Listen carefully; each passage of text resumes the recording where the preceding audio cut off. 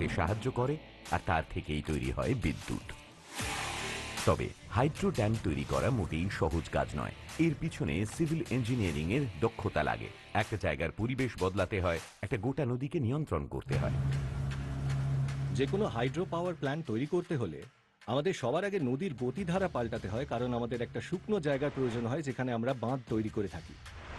নির্মাণের কাজ শুরু হয় কফার ড্যাম দিয়ে, যা হলো অস্থায়ী বাঁধ, যা জায়গাটাকে শুকনো রাখতে সাহায্য করে। ডাইভারশন টানেলের সাহায্যে নদীর গতিপথ পাল্টানো হয় যাতে বাঁধটা তৈরি করা যেতে পারে। সেই সময় কোল ড্যামের ডাইভারশন টানেল এশিয়ার বৃহত্তম ডাইভারশন টানেল ছিল।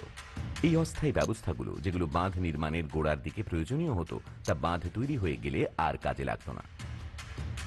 যখন আমাদের কনস্ট্রাকশন শেষ হয়ে যায় তখন আমাদের কফার ড্যামটাই জলের স্তরের তলায় চলে যায়, আর আজকের দিনে আমাদের ডাইভারশন টানেলগুলো জলের নিচে বন্ধ আছে, আর সেগুলোকে আমরা ভেতর থেকে প্লাগও করে দিয়েছি, আর আমাদের বাঁধ একেবারে সুরক্ষিত অবস্থায় রয়েছে।